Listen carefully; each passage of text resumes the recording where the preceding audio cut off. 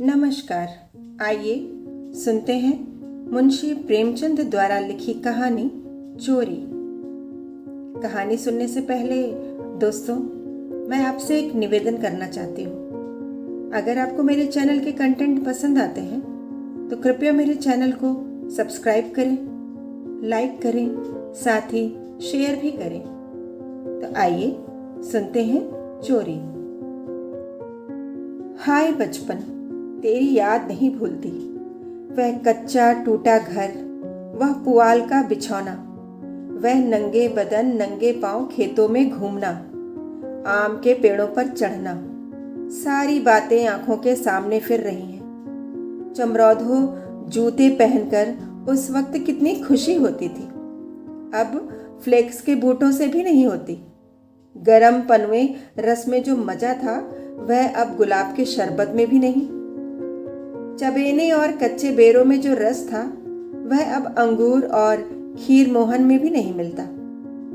मैं अपने चचेरे भाई हलधर के साथ दूसरे गांव में एक मौलवी साहब के यहाँ पढ़ने जाया करता था। मेरी उम्र 8 साल थी। हलधर मुझसे 2 साल जेठ थे। हम दोनों प्रातःकाल बासी रोटियां खा दोपहर के लिए मटर और जौ का चबेना लेकर चल देते थे। फिर तो सारा दिन अपना था। मौलवी साहब के यहाँ कोई हाजिरी का रजिस्टर तो था नहीं और ना गैर हाजिरी का जुर्माना ही देना पड़ता था। फिर डर किस बात का। कभी तो थाने के सामने खड़े सिपाहियों की कवायद देखते, कभी किसी भालू या बंदर नाचने वाले मदारी के पीछे पीछे घूमने में दिन काट देते। कभी रेलवे स्टेशन की ओर निकल जाते और गाड़ियों की बहार देखते। गाड़ियों के समय का जितना ज्ञान हमको था उतना शायद टाइम टेबल को भी न था। रास्ते में शहर के एक महाजन ने एक बाग लगवाना शुरू किया था। वहां एक कुआं खुद रहा था। वह भी हमारे लिए एक दिलचस्प तमाशा था। बूढ़ा माली हमें अपनी झोपड़ी में बड़े प्रेम से बैठाता था। हम उससे झगड़ झगड़ कर उसका काम करते। कहीं बाल्टी लिए पौधों को सींच रहे हैं, कहीं खुरपी से क्यारियां गोड़ रहे हैं, कहीं कैंची से बेलों की पत्तियां छांट रहे हैं। उन कामों में कितना आनंद था। माली बाल प्रकृति का पंडित था। हमसे काम लेता, पर इस तरह मानो हमारे ऊपर कोई एहसान कर रहा है। जितना काम वह दिन भर में करता हम घंटे भर में निपटा देते थे। अब वह माली नहीं है, लेकिन बाग हरा भरा है। उसके पास से होकर गुजरता हूँ तो जी चाहता है उन पेड़ों के गले मिलकर रोऊं और कहूँ, प्यारे तुम मुझे भूल गए, लेकिन मैं तुम्हें नहीं भूला। मेरे हृदय में तुम्हारी याद अभी तक हरी है, उतनी ही हरी जितने तुम्हारे पत्ते। निस्वार्थ प्रेम के तुम जीते जागते स्वरूप हो।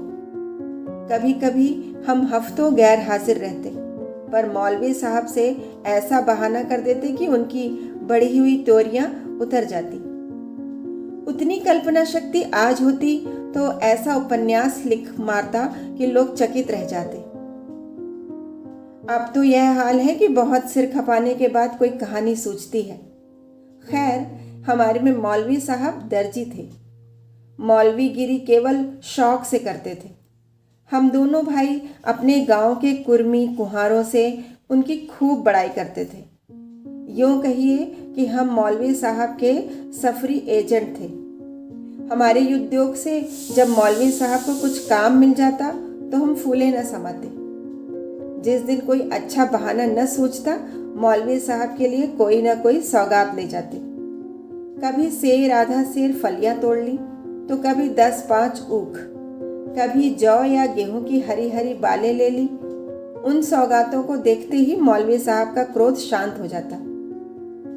जब इन चीजों की फसल न होती तो हम सजा से बचने का कोई और उपाय ही सोचते। मौलवी साहब को चिड़ियों का शौक था। मकतब में शाम, बुलबुल, दहियल और चंडूलों के पिंजरे लटकते रहते थे। हमें सबक याद हो या न हो, पर चिड़ियों को याद हो जाते थे। हमारे साथ ही वे पढ़ा करती थीं। इन चिड़ियों के लिए बेसन पीसने में हम लोग खूब उत्साह दिखाते थे। मौलवी साहब सब लड़कों को पतंगे पकड़ लाने की ताकीद करते रहते थे। इन चिड़ियों को पतंगे से विशेष रुचि थी। कभी कभी हमारी बला पतंगों की ही के सर चली जाती थी। उनका बलिदान करके हम मौलवी साहब के रौद्र रूप को प्रसन्न कर लिया करते थे। एक दिन सवेरे हम दोनों भाई तालाब में मुंह धोने गए। हलधर ने कोई सफेद सी चीज मुट्ठी में लेकर दिखाई। मैंने लपक कर मुट्ठी खोली तो उसमें 1 रुपया था। विस्मित होकर पूछा, यह रुपया तुम्हें कहाँ मिला? हलधर, अम्मा ने ताक पर रखा था, चरपाई खड़ी करके निकाल लाया। घर में कोई संदूक या अलमारी तो थी नहीं। रुपए पैसे एक ऊंचे ताक पर रख दिए जाते थे। एक दिन पहले चचा जी ने सन बेचा था, उसी के रुपए जमींदार को देने के लिए रखे हुए थे। हलधर को न जाने क्यों कर पता लग गया। जब घर के सब लोग काम धंधों में लग गए तो अपनी चरपाई खड़ी की और उस पर चढ़कर 1 रुपया निकाल लिया। उस वक्त तक हमने कभी रुपया छुआ तक न था। वह रुपया देखकर आनंद और भय की जो तरंगे दिल में उठी थी वे अभी तक याद है। हमारे लिए रुपया एक अलभ्य वस्तु थी। मौलवी साहब को हमारे यहाँ से सिर्फ 12 आने मिला करते थे। महीने के अंत में चचा जी खुद जाकर पैसे दे आते थे। भला कौन हमारे गर्व का अनुमान कर सकता है, लेकिन मार का भय आनंद में विघ्न डाल रहा था। रुपए अनगिनती तो थे नहीं, चोरी खुल जाना मानी हुई बात थी। चचा जी के क्रोध का भी मुझे तो नहीं, हलधर को प्रत्यक्ष अनुभव हो चुका था। यूं उनसे ज्यादा सीधा साधा आदमी दुनिया में न था। चचा ने उनकी रक्षा का भार सिर पर न रख लिया होता तो कोई बनिया उन्हें बाजार में बेच सकता था, पर जब क्रोध आ जाता तो फिर उन्हें कुछ न सूझता। और तो और चची भी उनके क्रोध का सामना करते डरती थी। हम दोनों ने कई मिनट तक इन्हीं बातों पर विचार किया और आखिर यही निश्चय हुआ कि आई हुई लक्ष्मी को न जाने देना चाहिए। एक तो हमारे ऊपर संदेह होगा ही नहीं, अगर हुआ भी तो हम साफ इनकार कर जाएंगे। कहेंगे हम रुपया लेकर क्या करते, थोड़ा सोच विचार करते तो यह निश्चय पलट जाता। पर वह विभत्स लीला न होती जो आगे चलकर हुई, पर उस समय हमें शांति से विचार करने की क्षमता ही न थी। मुंह हाथ धोकर हम दोनों घर आए और डरते डरते अंदर कदम रखा। अगर कहीं इस वक्त तलाशी की नौबत आई तो फिर भगवान ही मालिक है। लेकिन सब लोग अपना अपना काम कर रहे थे, कोई हमसे न बोला। हमने नाश्ता भी न किया, चबेना भी न लिया, किताब बगल में दबाई और मदरसे का रास्ता लिया। बरसात के दिन थे, आकाश पर बादल छाए हुए थे। हम दोनों खुश खुश मकतब चले जा रहे थे। आज काउंसिल की मिनिस्ट्री पाकर भी शायद उतना आनंद ना होता। हजारों मंसूबे बांधते थे, हजारों हवाई किले बनाते थे। यह अवसर बड़े भाग्य से मिला था। जीवन में फिर शायद ही वह अवसर मिले, इसलिए रुपए को इस तरह खर्च करना चाहते थे कि ज्यादा से ज्यादा दिनों तक चल सके। यद्यपि उन दिनों 5 आने सेर बहुत अच्छी मिठाई मिलती थी और शायद आधा सेर मिठाई में हम दोनों अफर जाते, लेकिन यह ख्याल हुआ कि मिठाई खाएंगे तो रुपया आज ही गायब हो जाएगा। कोई सस्ती चीज खानी चाहिए जिसमें मजा भी आए, पेट भी भरे और पैसे भी कम खर्च हो। आखिर अमरूदों पर हमारी नजर गई। हम दोनों राजी हो गए। 2 पैसे के अमरूद लिए, सस्ता समय था। बड़े बड़े 12 अमरूद मिले। हम दोनों के कुर्तों के दामन भर गए। जब हलधर ने खटकिन के हाथ में रुपया रखा तो उसने संदेह से देखकर पूछा, रुपया कहाँ पाया? लाला, चुरा तो नहीं लाए? जवाब हमारे पास तैयार था। ज्यादा नहीं तो 2-3 किताबें पढ़ ही चुके थे। विद्या का कुछ कुछ असर हो चला था। मैंने झट से कहा, मौलवी साहब की फीस देनी है, घर में पैसे न थे। तो चचा जी ने रुपया दे दिया। इस जवाब ने खटकिन का संदेह दूर कर दिया। हम दोनों ने एक पुलिया पर बैठकर खूब अमरूद खाए, मगर अब 15.5 आने पैसे कहाँ से लाए जाए? 1 रुपया छिपा लेना तो इतना मुश्किल काम न था। पैसों का ढेर कहाँ छिपता? ना कमर में इतनी जगह थी और ना जेब में इतनी गुंजाइश। उन्हें अपने पास रखना चोरी का ढिंडोरा पीटना था। बहुत सोचने के बाद यह निश्चय किया कि 12 आने तो मौलवी साहब को दे दिए जाए, शेष 3.5 आने की मिठाई उड़े। यह फैसला करके हम लोग मकतब पहुंचे। आज कई दिन के बाद गए थे। मौलवी साहब ने बिगड़ कर पूछा, इतने दिन कहाँ रहे? मैंने कहा, मौलवी साहब घर में गमी हो गई। यह कहते कहते 12 आने उनके सामने रख दिए। फिर क्या पूछना था।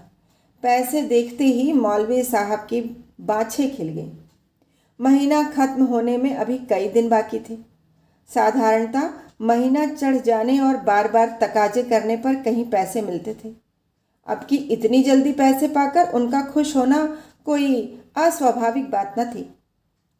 हमने अन्य लड़कों की ओर सरगर्व नेत्रों से देखा, मानो कह रहे हों, एक तुम हो कि मांगने पर भी पैसे नहीं देते, एक हम हैं कि पेशगी देते हैं।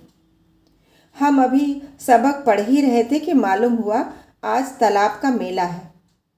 दोपहर में छुट्टी हो जाएगी। मौलवी साहब मेले में बुलबुल लड़ाने जाएंगे। यह खबर सुनते ही हमारी खुशी का ठिकाना न रहा। 12 आने तो बैंक में जमा ही कर चुके थे। 3.5 आने में मेला देखने की ठहरी। खूब बहार रहेगी।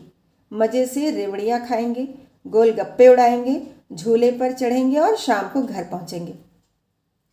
लेकिन मौलवी साहब ने एक कड़ी शर्त यह लगा दी थी कि सब लड़के छुट्टी के पहले अपना अपना सबक सुना दें। जो सबक न सुना सकेगा उसे छुट्टी न मिलेगी। नतीजा यह हुआ कि मुझे तो छुट्टी मिल गई, पर हलधर कैद कर लिए गए और कई लड़कों ने भी सबक सुना दिए थे। वे सभी मेला देखने चल पड़े। मैं भी उनके साथ हो लिया। पैसे मेरे ही पास थे, इसलिए मैंने हलधर को साथ लेने का इंतज़ार न किया। तय हो गया था कि वह छुट्टी पाते ही मेले में आ जाएं और दोनों साथ साथ मेला देखें। मैंने वचन दिया था कि जब तक वह न आएंगे एक पैसा भी खर्च न करूँगा। लेकिन क्या मालूम था कि दुर्भाग्य कुछ और ही लीला रच रहा है। मुझे मेला पहुंचे 1 घंटे से ज़्यादा गुजर गया, पर हलधर का कहीं पता नहीं। क्या अभी तक मौलवी साहब ने छुट्टी नहीं दी या रास्ता भूल गए? आंखें फाड़ फाड़ कर सड़क की ओर देखता था। अकेले मेला देखने में जी भी न लगता था। यह संशय भी हो रहा था कि कहीं चोरी खुल तो नहीं गई और चाचा जी हलधर को पकड़ घर तो नहीं ले गए। आखिर जब शाम हो गई तो मैंने कुछ रेवड़ियां खाईं और हलधर के हिस्से के पैसे जेब में रखकर धीरे धीरे घर चला। रास्ते में ख्याल आया मकतब होता चलूं, शायद हलधर अभी वहीं हो। मगर वहां सन्नाटा था। हाँ, एक लड़का खेलता हुआ मिला। उसने मुझे देखते ही जोर से कहकहा मारा और बोला, बच्चा घर जाओ तो कैसी मार पड़ती है। तुम्हारे चचा आए थे, हलधर को मारते मारते ले गए हैं। अजी ऐसा तान कर घुसा मारा कि मियाँ हलधर मुंह के बल गिर पड़े। यहाँ से घसीटते ले गए हैं। तुमने मौलवी साहब की तनख्वाह दे दी थी, वह भी ले ली। अभी कोई बहाना सोच लो, नहीं तो बेभाव की पड़ेगी। मेरी सिट्टी पिट्टी भूल गई। बदन का लहू सूख गया। वही हुआ जिसका मुझे शक हो रहा था। पैर मन मन भर के हो गए। घर की ओर एक एक कदम चलना मुश्किल हो गया। देवी देवताओं के जितने नाम याद थे सभी की मानता मानी। किसी को लड्डू, किसी को पेड़े, किसी को बताशे। गांव के पास पहुंचा तो गांव की ढीह का सुमिरन किया, क्योंकि अपने हलके में ढीह की इच्छा सर्वप्रधान होती है। यह सब कुछ किया, लेकिन ज्यों ज्यों घर निकट आता दिल की धड़कन बढ़ती जाती, घटाएं उमड़ी जाती थी। मालूम होता था आसमान फटकर गिरना ही चाहता है। देखता था लोग अपने अपने काम छोड़ छोड़ भागे जा रहे हैं। गोरू भी पूंछ उठाए घर की ओर उछलते कूदते चले जाते थे। चिड़ियां अपने घोंसलों की ओर उड़ी चली आती थी, लेकिन मैं उसी मंद गति से चला जाता था, मानो पैरों में शक्ति नहीं। जी चाहता था जोर का बुखार चढ़ाए या कहीं चोट लग जाए, लेकिन कहने से धोबी गधे पर नहीं चढ़ता। बुलाने से मौत नहीं आती। बीमारी का तो कहना ही क्या, कुछ न हुआ और धीरे धीरे चलने पर भी घर सामने आ ही गया। अब क्या हो? हमारे द्वार पर इमली का एक घना वृक्ष था। मैं उसी की आड़ में छिप गया कि जरा और अंधेरा हो जाए तो चुपके से घुस जाऊं और अम्मा के कमरे में चारपाई के नीचे जा बैठूं। जब सब लोग सो जाएंगे तो अम्मा से सारी कथा कह सुनाऊंगा। अम्मा कभी नहीं मारती। जरा उनके सामने झूठ मूठ रोऊंगा तो वह और भी पिघल जाएंगे। रात कट जाने पर फिर कौन पूछता है। सुबह तक सबका गुस्सा ठंडा हो जाएगा। अगर ये मंसूबे पूरे हो जाते तो इसमें संदेह नहीं कि मैं बेदाग बच जाता, लेकिन वहां तो विधाता को कुछ और मंजूर था। मुझे एक लड़के ने देख लिया और मेरे नाम की रट लगाते हुए सीधे मेरे घर में भागा। अब मेरे लिए कोई आशा न रही। लाचार घर में दाखिल हुआ तो सहसा मुंह से एक चीख निकल गई, जैसे मार खाया हुआ कुत्ता किसी को अपनी ओर आता देखकर भय से चिल्लाने लगता है। बरोठे में पिताजी बैठे थे। पिताजी का स्वास्थ्य इन दिनों कुछ खराब हो गया था। छुट्टी लेकर घर आए हुए थे। यह तो नहीं कह सकता कि उन्हें शिकायत क्या थी, पर वह मूंग की दाल खाते थे और संध्या समय शीशे की गिलास में एक बोतल में कुछ उड़ेल उड़ेल कर पीते थे। शायद वह किसी तजुर्बेकार हकीम की बताई हुई दवा थी। दवाएं सब बांसने वाली और कड़वी होती हैं। यह दवा भी बुरी ही थी, पर पिताजी ना जाने क्यों इस दवा को खूब मजा ले लेकर पीते थे। हम जो दवा पीते हैं तो आंखें बंद करके एक ही घूंट में गटक जाते हैं, पर शायद इस दवा का असर धीरे धीरे पीने में ही होता हो। पिताजी के पास गांव के 2-3 और कभी कभी 4-5 और रोगी भी जमा हो जाते और घंटों दवा पीते रहते थे। मुश्किल से खाना खाने उठते थे। इस समय भी वह दवा पी रहे थे।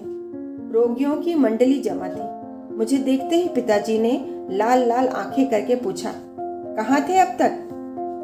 मैंने दबी जबान से कहा, कहीं तो नहीं। अब चोरी की आदत सीख रहा है? बोल, तूने रुपया चुराया कि नहीं? मेरी जबान बंद हो गई। सामने नंगी तलवार नाच रही थी। शब्द भी निकालते हुए डरता था। पिताजी ने जोर से डांट कर पूछा, बोलता क्यों नहीं? तूने रुपया चुराया कि नहीं? मैंने जान पर खेलकर कहा, मैंने कहा। मुंह से पूरी बात भी न निकलने पाई थी कि पिताजी विकराल रूप धारण किए दांत पीसते झपट कर उठे और हाथ उठाए मेरी ओर चले। मैं जोर से चिल्लाकर रोने लगा। ऐसा चिल्लाया कि पिताजी भी सहम गए। उनका हाथ उठा ही रह गया। शायद समझे कि जब अभी से इसका यह हाल है तब तमाचा पड़ जाने पर कहीं इसकी जान न निकल जाए। मैंने जो देखा कि मेरी हिकमत काम कर गई तो और भी गला फाड़ फाड़ कर रोने लगा। इतने में मंडली के 2-3 आदमियों ने पिताजी को पकड़ लिया और मेरी ओर इशारा किया कि भाग जाओ। बच्चे ऐसे मौके पर और भी मचल जाते हैं और व्यर्थ मार खा जाते हैं। मैंने बुद्धिमानी से काम लिया, लेकिन अंदर का दृश्य इससे कहीं भयंकर था। मेरा तो खून सर्द हो गया। हलधर के दोनों हाथ एक खंभे से बंधे थे। सारी देह धूल धूसरित हो रही थी और वह अभी तक सिसक रहे थे। शायद वह आंगन भर में लोटे थे। ऐसा मालूम हुआ कि सारा आंगन उनके आंसुओं से भर गया है। चची हलधर को डांट रही थी और अम्मा बैठी मसाला पीस रही थी। सबसे पहले मुझ पर चची की निगाह पड़ी। बोली, लो, वह भी आ गया। क्यों रे, रुपया तूने चुराया था कि इसने? ने निशंक होकर कहा, हलधर ने। अम्मा बोली, अगर उसी ने चुराया था तो तूने घर आकर किसी से कहा क्यों नहीं? अब झूठ बोले बगैर बचना मुश्किल था। मैं तो समझता हूँ कि जब आदमी को जान का खतरा हो तो झूठ बोलना क्षम्य है। हलधर मार खाने की आदी थे। 2-4 घूंसे और पड़ने से उनका कुछ न बिगड़ सकता था। मैंने मार कभी न खाई थी। मेरा तो 2 ही 4 घूंसों में काम तमाम हो जाता। फिर हलधर ने भी तो अपने को बचाने के लिए मुझे फंसाने की चेष्टा की थी। नहीं तो चची मुझसे ये क्यों पूछती? रुपया तूने चुराया या हलधर ने? किसी भी सिद्धांत से मेरा झूठ बोलना इस समय स्तुत्य नहीं तो क्षम्य जरूर था। मैंने छूटते ही कहा, हलधर कहते थे कि किसी से बताया तो मार ही डालूंगा। अम्मा, देखा, वही बात निकली ना। मैं तो कहती थी कि बच्चा की ऐसी आदत नहीं, पैसा तो वह हाथ से छूता ही नहीं, लेकिन सब लोग मुझे को उल्लू बनाने लगे। हलधर, मैंने तुमसे कब कहा था कि बताओगे तो मारूंगा? मैं, वहीं तालाब के किनारे तो। हलधर, अम्मा बिल्कुल झूठ है। चची, झूठ झूठ नहीं, सच है। झूठा तो तू है, और तो सारा संसार सच्चा है। तेरा नाम निकल गया है ना। तेरा बाप नौकरी करता, बाहर से रुपए कमा लाता, 4 जने उसे भला आदमी कहते तो तू भी सच्चा होता। अब तो तू ही झूठा है। जिसके भाग में मिठाई लिखी थी उसने मिठाई खाई, तेरे भाग में तो लात खाना ही लिखा था। यह कहते हुए चची ने हलधर को खोल दिया और हाथ पकड़कर भीतर ले गई। मेरे विषय में स्नेहपूर्ण आलोचना करके अम्मा ने पासा पलट दिया था, नहीं तो अभी बेचारे पर न जाने कितनी मार पड़ती। मैंने अम्मा के पास बैठकर अपनी निर्दोषता का राग खूब आलापा। मेरी सरल हृदय माता मुझे सत्य का अवतार समझती थी। उन्हें पूरा विश्वास हो गया कि सारा अपराध हलधर का है। एक क्षण बाद मैं गुड़ चबेना लिए कोठरी से बाहर निकला। हलधर भी उसी वक्त चूड़ा खाते हुए बाहर निकले। हम दोनों साथ साथ बाहर आए और अपनी अपनी बीती सुनाने लगे। मेरी कथा सुखमय थी, हलधर की दुखमय, पर अंत दोनों का एक था, गुड़ और चबेना। कहानी सुनने के लिए बहुत बहुत धन्यवाद। कल फिर मिलेंगे एक नई कहानी के साथ।